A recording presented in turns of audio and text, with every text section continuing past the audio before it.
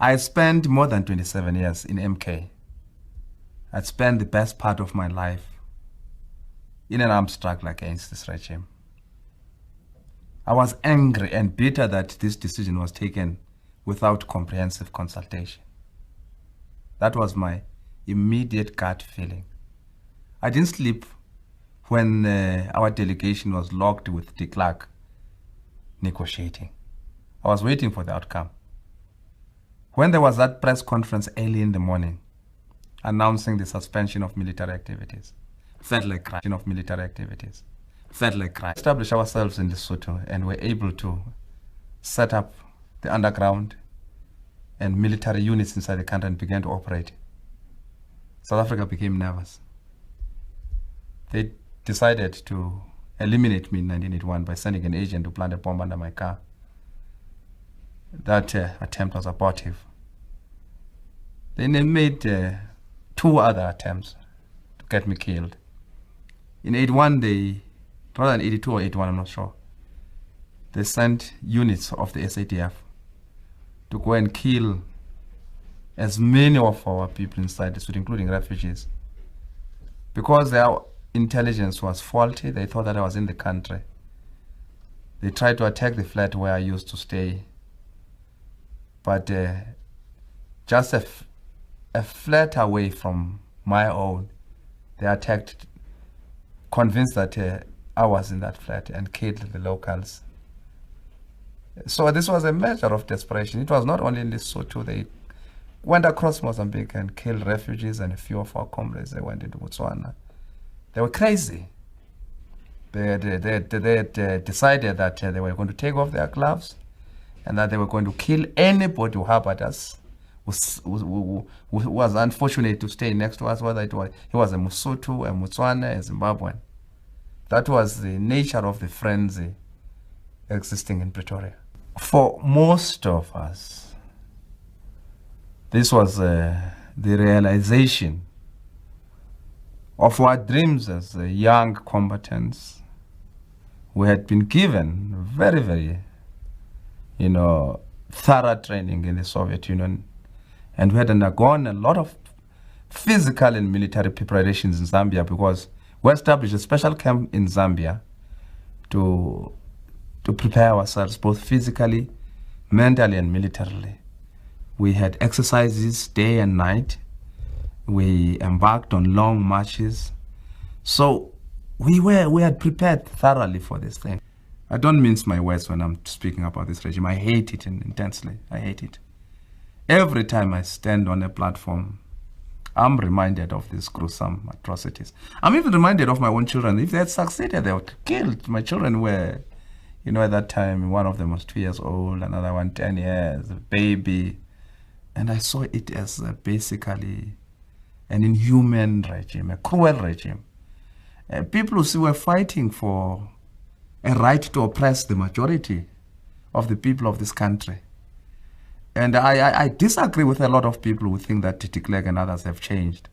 Because de Klerk and others have done nothing about removing the forces that they created. It's not just Hammer, Van der Vestes, and Gert, Hugo, or whatever his name. It is those people who strategized and worked out the strategies and tactics of destroying us. De Klerk, Rolf Meyer, Adrian Flock, Magnus Malan, Big Potter, who were in the center of the strategy of killing people, in the State Security Council. And therefore, that's why some of us have got reservation about the amnesty they are talking about. Before you consider an amnesty, let us see what they did. When we were coming back, they forced us to fill forms to say, what did we do? And I think that should apply to them as well. I want to be honest. I was annoyed. I was marooned in the Transkei when the decision was taken to suspend armed struggle. My indemnity had been withdrawn. I spent more than 27 years in MK. I'd spent the best part of my life in an armed struggle against this regime. I was angry and bitter that this decision was taken without comprehensive consultation. That was my immediate gut feeling. I didn't sleep when our delegation was locked with de Klerk negotiating. I was waiting for the outcome. When there was that press conference early in the morning announcing the suspension of military activities, felt like crying. I'm one of the people who have seen comrades dying, both inside the country and outside the country, in the struggle against the regime of terror in Pretoria. I know the names, I know the faces.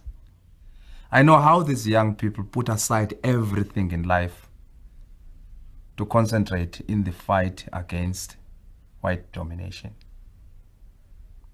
And I said to myself, probably this was the right decision. But why was it that there was no widespread consultation with those who were actually involved in the physical side of armed struggle? That was my initial reaction. But like a disciplined soldier, a disciplined member of the movement, the decision had been taken. I had to understand this decision. And when it was explained that it was important to maintain the momentum of negotiations, I was ready to be reined in to explain it to other comrades. And I did it. Because in a movement as big as ours, sometimes you've got to subject your own strong personal views and accept the views of the majority in the leadership.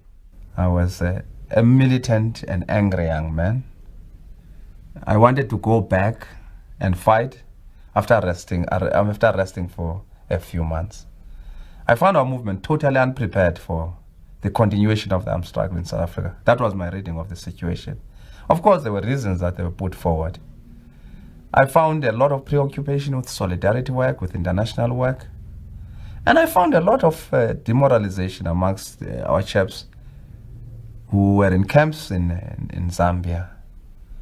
And I began to agitate for the resumption of the armed struggle, for seriousness on the part of the leadership.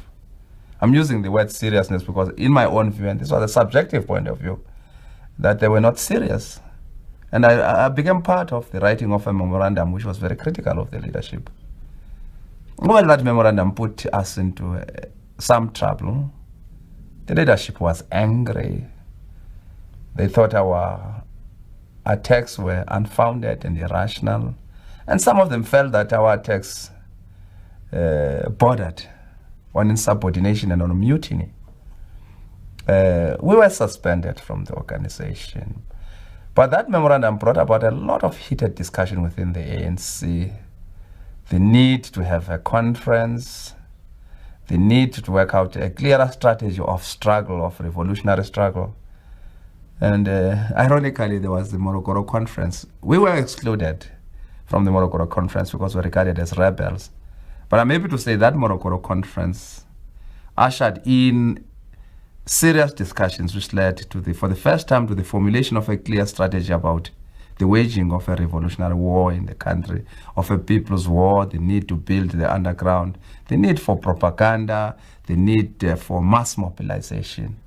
So despite the fact that, I sort of suffered as a co-author of the document in terms of isolation, in terms of suspension, but I felt that I was going to accept any sort of punishment, because I told the people, though some of them thought that I was a traitor, that my basic objective is to accept any sort of punishment, because I told the people, though some of them thought that I was a traitor, that my basic objective is struggle in South Africa.